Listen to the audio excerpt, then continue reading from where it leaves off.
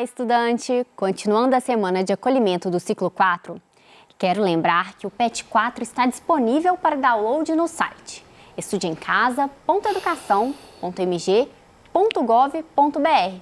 Quem está conosco é a professora Maria Dirce Gontijo e nessa aula nós vamos retomar o tema transformações e permanência nas trajetórias dos grupos humanos. Não é isso, professora? Sim, Bruno, isso mesmo. Bom, o nome da aula, o tema da aula, né, é enorme, né? Mas, na verdade, porque como o PET, né, ele engloba, né, um tema que é do nosso currículo referência em Minas Gerais, da nossa BNCC, várias transformações e permanências que você pode estar estudando isso em vários setores da nossa sociedade, tá? E hoje aqui vai ter, né, um pouquinho de cada coisa, mas na verdade a gente vai estar tratando mais da questão, né, familiar, né, e da questão da natureza, né, do que a gente pode estar fazendo aí para estar melhorando isso daí. A habilidade que foi trabalhada, né, como você já assistiu minhas aulas aí, foi a habilidade 1, né, e que na verdade nessa aula eu foquei muito a questão da família, a família antiga na comparação com a família agora, né, na modernidade, o que foi mudando, né, dentro desses setores da alimentação, no lazer e assim por diante, tá? Bom, mas para começar, né, o PET, ele trouxe lá, né, para você um texto, né, que fala sobre uma senhora que contraiu o Covid, né, e aí então um texto muito bacana e que eu fiz um recorte para estar trazendo aqui para você hoje, tá? Porque, né, não tinha como trazendo o texto, né, no todo. Aí, Bruna, você poderia ler o texto para mim, por favor? Vamos lá?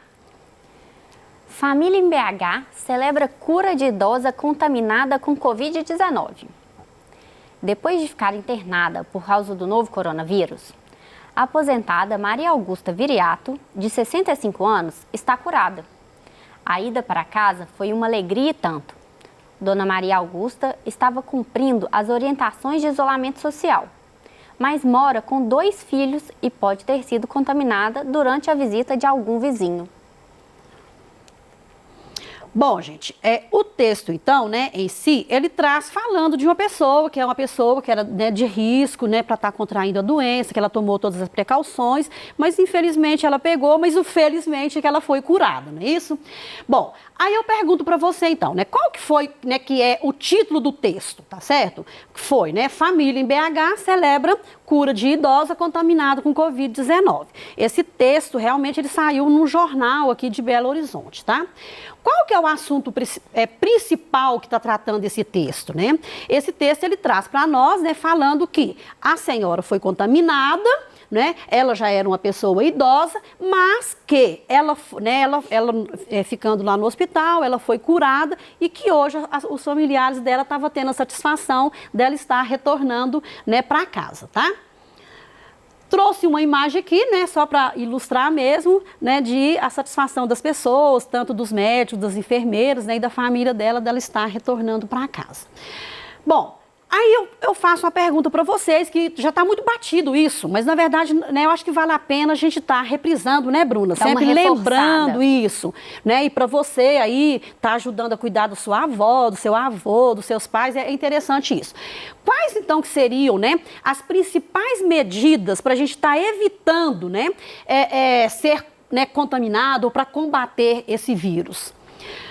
Bom, eu diria para você que a primeira coisa, né, uma das coisas que são fáceis é você lavar a mão sempre que for necessário. E o que, né, sempre é necessário? Se você tossir, se você espirrar, quando você vai ao banheiro, ou se você tem um animalzinho aí de estimação, você brincar com ele, ou se você, né, colocar a mão em determinado local, que você achar que alguém pode ter sido, né, ter contaminado aquilo ali, corre, né, e lava as mãozinhas aí para estar evitando você ficar doente e também estar passando essa doença para outras pessoas. Usar sempre o álcool gel, não é isso? E o uso de máscara e do isolamento também, né? São contenções sociais aí que se fazem necessários nessa pandemia, não é isso? O álcool, né? Lembrando que é um produto perigoso de manusear, então tome bastante cuidado, não chegue perto, né, com fogo, esse tipo de coisa, tá? Manter distâncias que se apresentam, né, com sintomas como tosse, coriza e febre. tá? Isso daí, a gente sabe que, né, você está aí no isolamento social, mas se tem alguém, procure estar isolando. E, por último aqui, também que é, né, uma coisa que você pode estar fazendo, que se você tossir, se você espirrar, né, e tal, cubra com o braço, né, e depois vai e lave esse braço, né, ou tampe com um lenço descartável, mas sempre lembrando que depois você precisa de fazer essa higienização. Aí tem um texto aqui agora que a gente vai entrar, né? Essa atividade aqui é da semana 1, né? A atividade 2 da página 59. Aí é um texto e que eu gostaria que a Bruna me ajudasse. Vou ler. Antigamente, o modo de vida de muitas famílias eram bem diferentes da atualidade.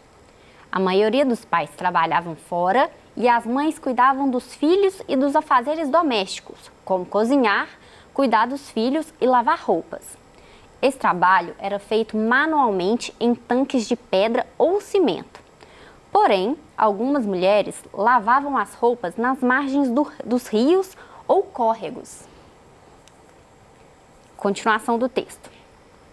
Era um trabalho árduo, mas também um momento de socialização e união das mulheres lavadeiras que lavavam sua roupa em meio a uma cantoria. Bruna, esse texto, né, é um texto muito bacana, ele tá lá, ele foi adaptado, tá? Porque ele é maior, então eu fiz recortes para estar trazendo aqui, mas ele tá lá no PET, né, na íntegra. E é um texto muito interessante porque ele fala da condição, né? Ele tem vários assuntos aqui. Ele fala da condição da família, da condição da mulher, né, de como que era esse trabalho, né, no passado, tanto que era difícil, porque a gente não tinha as coisas que a gente tem hoje favorecendo, né, as nossas vidas, né? Mas mesmo assim, era um momento de socialização, quando elas iam, né, para a beira para as margens dos rios, dos córregos, lavar roupa, era um momento de socialização. E eu vou falar com vocês, né, que na minha idade eu já vivenciei isso com minha mãe, tá? Quando eu era muito criancinha, minha mãe ia lavar na beira né, lá do córrego e eu levava, né, me levava, e era uma coisa muito interessante mesmo, que a gente brincava enquanto elas trabalhavam. Bom, aí eu faço, né, essa pergunta. Quais benefícios os aparelhos domésticos, né, como a máquina de lavar, o liquidificador, o micro-ondas, né, e outros que a gente tem vários por aí hoje em dia, né, trouxe de benefício para nós? São muitos. Um deles, claro, que é a maior facilidade, não é isso? Que a gente tem na execução das tarefas de casa, né? Tanto as tarefas, né, que podem ser feitas por mim ou por meu marido, por meus filhos e tal. A facilidade, ela veio com essas tecnologias. Economia de tempo, né? Porque enquanto, por exemplo, eu estou lavando uma roupa na máquina, que no passado não me permitia isso, eu posso estar fazendo outra coisa. Eu faço muito isso. Eu coloco minhas roupas na máquina e vou fazer a aula para estar aqui, né, falando com vocês como eu estou hoje, tá? A praticidade dos eletrodomésticos, né, isso, que cada dia tornaram-se mais práticos, né, porque eles na modernidade, na verdade, eles tornaram-se o quê? Fáceis de serem manuseados, não é isso? E o caso prático que eu trouxe aqui mesmo é você, né, se eu gastaria, por exemplo, 1 hora para fazer um arroz, hoje você vai no micro-ondas, você faz o arroz em 10 minutos, né? E coisas também, outros pratos sofisticados também, né, em muito pouco tempo. Aí aqui tem, né, gente, é uma outra atividade que é do Fique Ligado. Na verdade, o professor que fez o PET, ele nem colocou número nessa atividade, mas está lá na página 60, que seria a organização do trabalho antigo com o trabalho atual. O trabalho antigamente, né, ele era de certa forma dividido por sexo, tá? Eu não estou nem falando lá na época das tribos indígenas, que lá era muito visível isso, tá certo? Mas mesmo entre nós, né, há 20, 30, 40 anos atrás, eu enquanto mulher tinha minhas obrigações e o homem tinha as obrigações dele ali dentro da casa. E que hoje a gente quase já não vê esse tipo mais de separação, tá?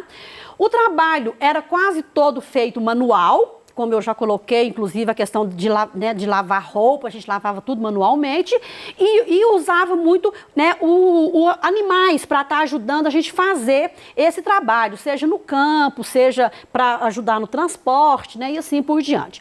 Então, e outra coisa que eu fecharia aqui, que o trabalho era extremamente precário e com longas jornadas de trabalho. Basta ver na época da Revolução Industrial, que é um assunto que vocês vão estar vendo isso lá, né, no 8º ano, quando vocês chegarem lá, tá? E o trabalho atual? Hoje quase não existe essa divisão, porque a gente já consegue fazer, né, Bruna? Hoje o mercado abriu para nós, mulheres, e que foi muito bacana. As ferramentas e máquinas se desenvolveram muito, facilitando a nossa condição de trabalho. Por quê? Porque houve o quê? Um grande avanço tecnológico, como eu já coloquei. E isso, então, né, favoreceu o desenvolvimento do trabalho e, claro, que facilitou a vida nossa também, enquanto trabalhadores. Por exemplo, aula. Se não fosse computador, eu ia gastar 5 dias para fazer uma aula. E a gente gasta 2, 3, né, Bruno? É em média isso, mais ou menos, tá? Aí tem um texto aqui, que já é da atividade da semana 2, que eu gostaria que a Bruna lesse para mim. Vamos lá. Texto. Em muitas famílias, a mãe saía de casa para trabalhar. Colocou outras alternativas para cuidado com os filhos e, em muitos casos, assumiu a liderança do núcleo familiar. Os próprios elementos de lazer das famílias sofreram alterações. A máquina fotográfica antiga foi se sofisticando e hoje já está sendo substituída por celulares, tablets e outros aparelhos sofisticados. Um texto também que foi adaptado, tá, gente? Porque o texto, claro que ele fala muito, eu fui picando o texto aqui, mas o texto ele traz, né, um monte de informações pra gente aqui que a gente vai estar fazendo agora as atividades em cima dele, tá? Qual que é a importância de valorizar o trabalho realizado pelas mulheres? Né? Essa importância, ela é muito grande, né? Porque, na verdade, as mulheres, elas têm, de certa forma, uma dupla jornada de trabalho. Mas eu diria aqui que, por muito tempo, nós, mulheres, nós fomos proibidas de exercer determinadas atividades, né? Tem várias atividades que, se eu for citar aqui, são inúmeras, né? Mas você aí pensa e depois a gente pode estar discutindo isso melhor, ou você discutir isso melhor lá com o seu professor lá na escola, quando vocês retornarem, tá? Mas o que foi muito bacana, né, Bruna, é que as mulheres, né, as mulheres guerreiras aí do passado, elas começaram a fazer movimentos, manifestações, né, e com essas lutas, então, elas conseguiram, né, ter direito a sair de casa para trabalhar e, claro, que também há direito ao voto. A partir do momento, então, que elas começaram a exercer esse processo de cidadania, que é o votar, né, claro que os campos foram abrindo, né, para nós, tá?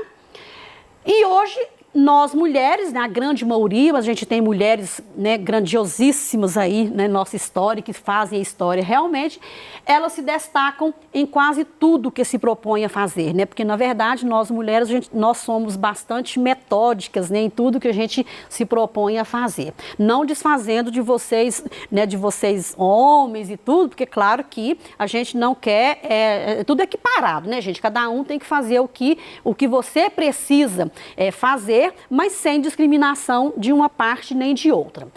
Mas só falando então que essa luta, né, ela vai continuar, porque uma das coisas que ainda nós não temos é a equiparação salarial, tá? Na verdade, em serviços públicos a gente não vê isso, mas em serviços privados é muito comum, né, mulheres ainda ganharem menos do que, né, os homens fazendo o mesmo tipo de trabalho. Então essa luta precisa ser, né, ser continuada, tá? Agora eu quero que você observe essa imagem aqui, que é muito bacana, né? E uma imagem interessante que você deve conhecer várias dessas brincadeiras que estão propostas aqui nessa imagem. Mas aí eu te faço a pergunta, né? Você conhece alguma dessas brincadeiras? Você conhece, Bruna? Conheço todas e brinquei com todas. Sério? Olha que coisa bacana, né, gente? Porque realmente, assim, eu não tenho umas aqui que são mais modernas, eu não brinquei não, tá? Mas assim, né, o pular corda é muito comum, a bolinha de gude era muito comum, hoje em dia a gente quase nem vê mais, né? Mas vamos então aqui, né? Aí tem o aquele pula ali, que esse aqui eu não sei nem como que chama, Bruna? Eu acho que o nome era pogobol. É uma coisa assim mesmo, sim. O peão, né, e o papagaio, que também pode ser chamado de pipa, né, que é muito comum agora, nessa época agora então que os ventos estão, né, bons para soltar pipa, a gente vê muita criança brincando. Mas lembrando que não brinque em locais, né, que tem as fiações da CEMIG, vai para local longe, né, isso quando puder sair de casa também, não é isso? Aí o seguinte, esse quadro, gente, eu coloquei aqui em cima do que eu brinquei. A Bruna já respondeu que ela brincou com todas.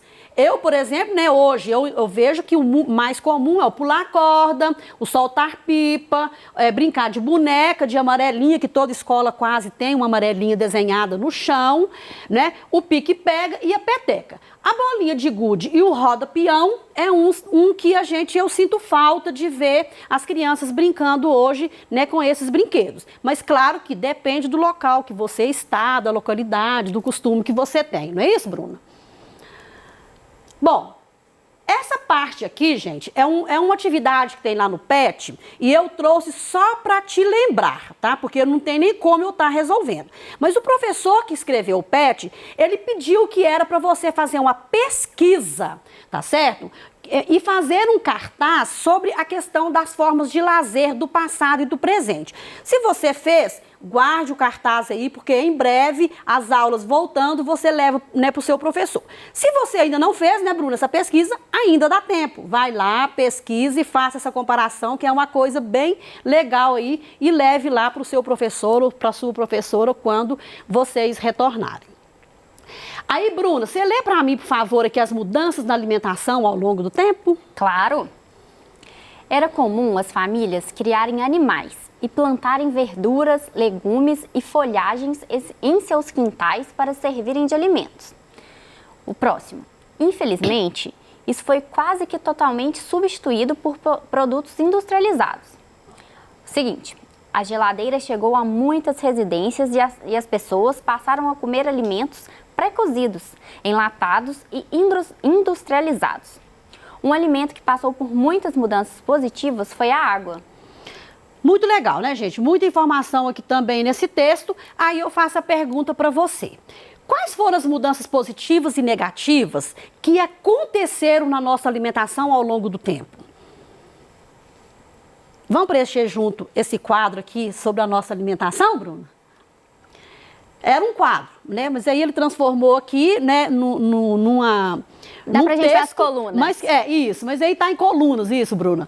Então, gente, ó, as mudanças positivas. Hoje em dia, todo mundo tem aumento, né, fartura de alimento, né? Você vai no supermercado, você acha o que você quer. Então, assim, isso daí melhorou demais a produção, a variedade de frutas e verduras que a gente tem. Em contrapartida, a oferta de alimentos ela é tão grande, né, e variada que às vezes permite o desequilíbrio da nossa alimentação, porque a gente compra coisa e come coisa que não precisava. O encanamento e o tratamento da água é extremamente positivo, como eu coloquei. Infelizmente, a gente ainda tem regiões, né, que lá principalmente no norte e nordeste, né, que ainda essa água tratada não chegou lá, porque ela traz várias doenças. E uma mudança positiva é a questão da nossa alimentação saudável, que a gente pode fazer um balanceamento com a grandiosidade que tem, fartura, né, de frutas, legumes e verduras. E claro que um negativo é a questão dos produtos industrializados, que a maioria das crianças prefere esses produtos em contrapartida lá, né, de comer uma cenoura, né, uma vagem, um legume, uma fruta, tá? Aí, bom, você lê para mim rapidinho esse texto aí também, adaptado? Vamos lá. Como era a vida dos povos indígenas brasileiros? Cada povo indígena tinha seus próprios costumes e modos de vida quando os portugueses chegaram ao Brasil. Os tupinambás eram um povo que tinha como língua predominante o tupi-guarani. Uma aldeia tinha de 4 a 8 malocas, que abrigavam pelo menos 3 núcleos familiares. Beleza. Eu vou continuar aqui, ó. Eles tinham um jeito de vida totalmente diferente, que eles tinham um jeito artístico e que o texto aqui fala, o texto está lá no PET de vocês e vocês dêem uma olhada melhor. Aí eu faço uma pergunta: quais eram as características dos povos indígenas quando os portugueses chegaram aqui no Brasil? Bom, existiam inúmeras etnias com diferentes línguas e costumes diversos. Eles banhavam frequentemente no rio, inclusive é uma herança que nós tivemos deles de tomar banho todos os dias. Pintavam o corpo e se enfeitavam com adornos feitos de penas. E as aldeias eram cercadas por paliçadas, que eram as espécies de lanças. As mulheres preparavam os alimentos, enquanto os homens, né, faziam a parte externa, que era guerrear, caçar e né, entre outras, fazer a vigília da tribo e assim por diante. A nossa aula então chegou no fim, tá? E aí eu espero vê-los em breve já com o quarto PET.